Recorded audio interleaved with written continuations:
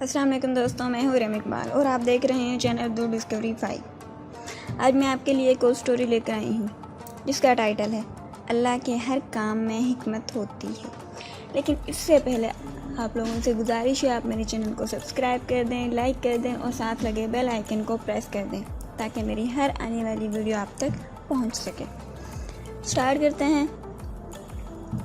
ایک بحری جہاز میں کافی بوجھ تھا۔ سفر کے دوران طوفان کی وجہ سے ہچکولے کھانے لگا۔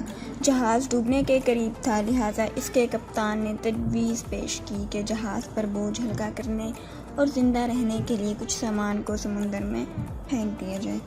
تو انہوں نے متفقہ طور پر اس بات پر اتفاق کیا کہ ایک سوداگر کا سارا سامان چھوڑ دیا جائے، کیونکہ یہ ڈوبنے سے بچنے کے لیے بہت ہوگا۔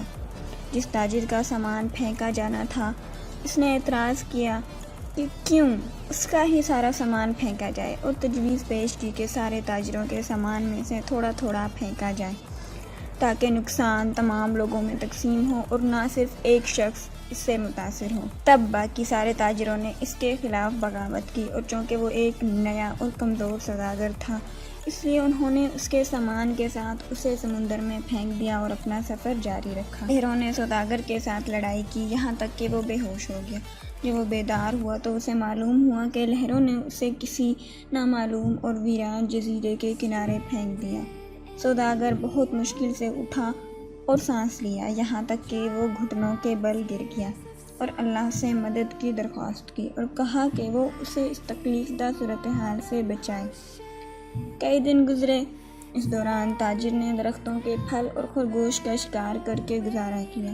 وہ قریبی ندی سے پانی پیتا اور رات کی سردی دن کی گرمی سے اپنے آپ کو بچانے کے لیے درخت کی لکڑی سے بنی ایک چھوٹی جھونپڑی میں سوتا۔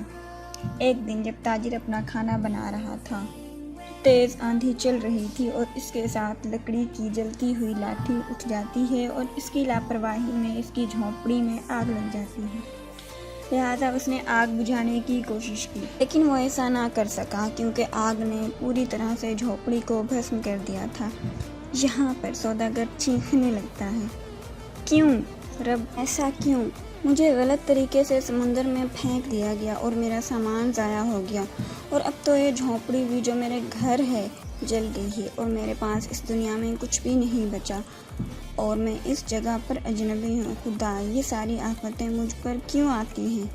اور سوداگر غم سے بھوکا ہی رات کو سو گیا۔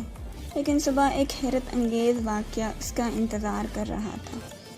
جب اسے جزیرے کے قریب پہنچنے والا ایک جہاز ملا، اسے بچانے کے لیے ایک چھوٹی کشتی سے اتر رہا تھا، اور جب سوداگر جہاز پر سوار ہوا تو خوشی کی شدت سے یقین نہیں کر پا رہا تھا، اور اس نے ان سے پوچھا کہ انہوں نے اسے کیسے ڈھونڈا اور اس کا ٹھکانہ کیسے پتہ چلا۔ انہوں نے اس کا جواب دیا، ہم نے دھواں دیکھا، لہٰذا ہمیں معلوم ہوا کہ کوئی شخص مدد کے لیے پکار رہا ہے، لہٰذا ہم دیکھنے آئے۔ اور جب اس نے ان کو اپنی کہانی سنائی کہ کس طرح سے اسے ناجائز طریقے سے سوداگروں کے جہاز سے پھینک دیا گیا، انہوں نے اسے بتایا کہ سوداگروں کا جہاز منزل تک نہیں پہنچ سکا۔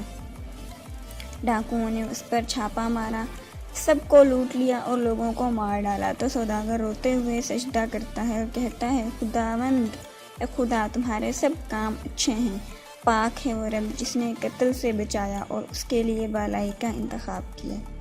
اگر آپ کے حالات بگڑ جاتے ہیں تو خوفزدہ نہ ہوں، بس اتنا بھروسہ کریں کہ اللہ ہر چیز میں حکمت رکھتا ہے، یہ آپ کے ساتھ ہوتا ہے اور اس کا بہترین۔ اور جب آپ کی جھونپڑی جل جائے گی، جان لو کہ اللہ آپ کے امور کا انتظام کر رہا ہے اور آپ کو بچانے کی کوشش کر رہا ہے، اور رحم کرنے والا اور پردہ پوشی کرنے والا ہے۔